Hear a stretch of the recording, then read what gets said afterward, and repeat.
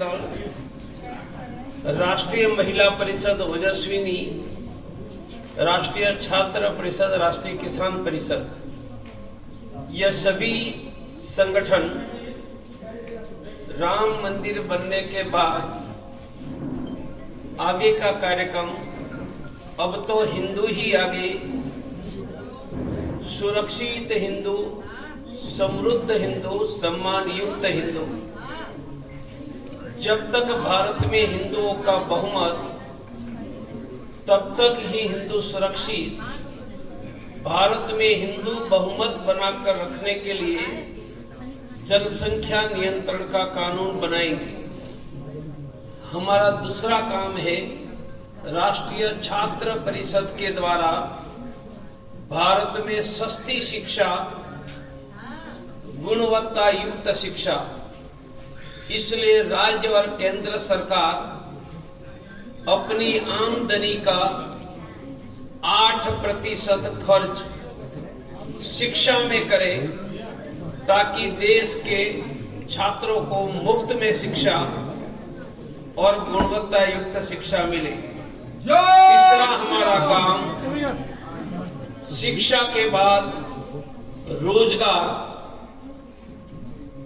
शिक्षा के बाद रोजगार मिले, इसलिए हाई स्कूल से कौशल्य, स्किल ट्रेनिंग शिक्षा और स्वरोजगार के लिए अनेक प्रकार की योजना।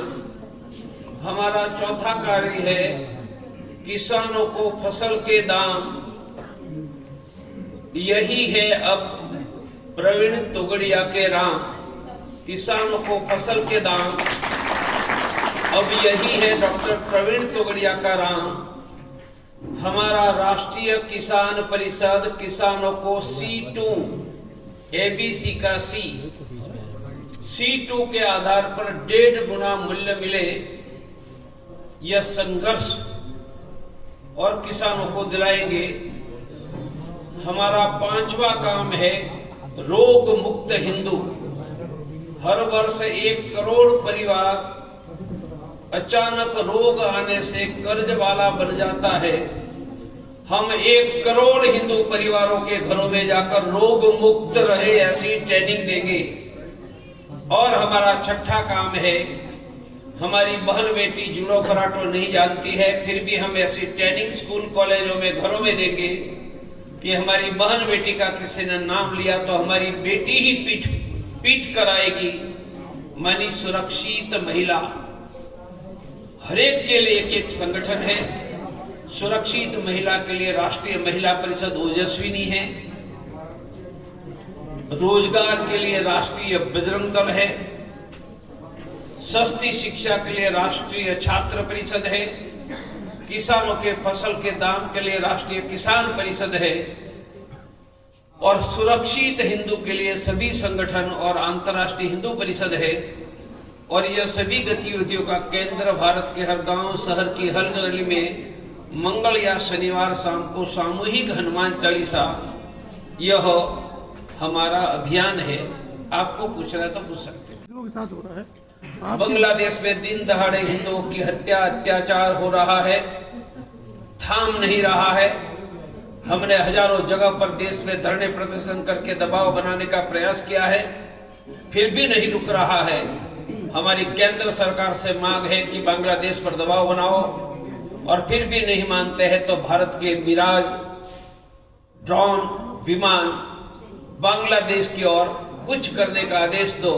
जैसे 1971 में जनरल अरोड़ा के नेतृत्व में भारत की सेना निकली थी, फिर से एक बार यह करने का समय आ रहा है।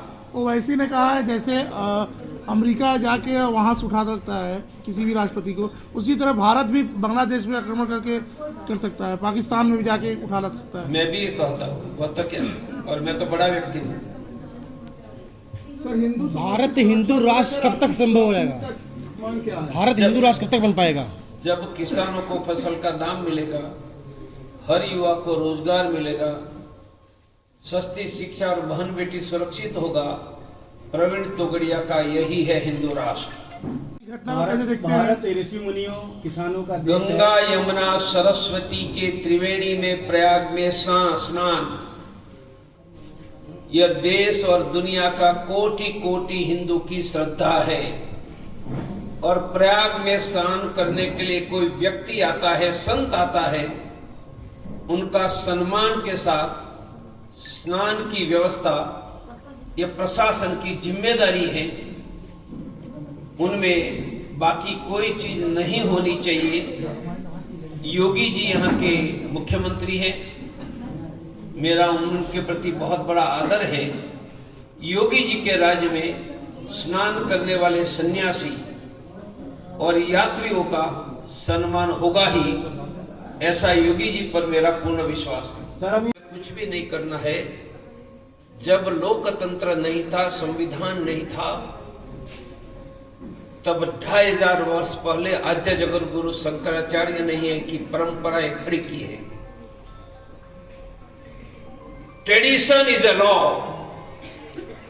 परंपरा ही कानून है। और आद्य जगत गुरु शंकराचार्य ने यह देश की परंपरा खड़ी की है। हम परंपरा का सम्मान करें, इतना ही मुझे कहना है। बनारस में मणिका घाट पे जो अतिक्रमण चल रहा है, जो नया कॉरिडोर बनाने की बात चल रही है, तमाम देवी देवताओं की उसमें मूर्तियां तोड़ी देवताओं गई, की बात वहाँ आ रही है। अहिल्याबाई होलकर की मूर्ति तोड़ी गई, लाठीचार्ज किया गया समाज पर। उन सब वीडियो को एआई जनरेटेड बता दिया गया। वहां क्या हुआ बहुत तो मुझे पता नहीं है, पर मैं शास्त्र जानता हूं। काशी के कोतवाल का नाम काल भैरव है। यहाँ कोतवाल कोई राम सिंह होंगे, काशी में तो एक ही कोतवाल है, उसका नाम काल भैरव। स्कंद पुराण में कहा है, धर्म सेतु पालकम, धर्म सेतु पालकम अधर्म मार्ग नाशकम काशिकापुर अधिनाथम काल भैरव भजे हम। अर्थात धर्म सेतु का पालक वहां काल भैरव है और अधर्म का नाश करने वाला भी काल भैरव है। वही धर्म के रास्ते पर चल रहे हैं तो आशीर्वाद देंगे, अधर्म के रास्ते पर कोई चलेंगे तो उसको दंड देंगे। मेरा काल भैरव भगवान पर विश्वास है कि वह जरूर न्याय देंगे और न्याय के इससे बड़े भगवान कोई नहीं है काशी में। काल भैरव से बड़ा तो काल भैरव भगवान वहां बैठे हैं, देख रहे हैं। मुझे नहीं पता है, पर काल भैरव भगवान को तो पता है सत्य क्या है नहीं है, वह उचित करेंगे, ऐसा मेरा विश्वास है।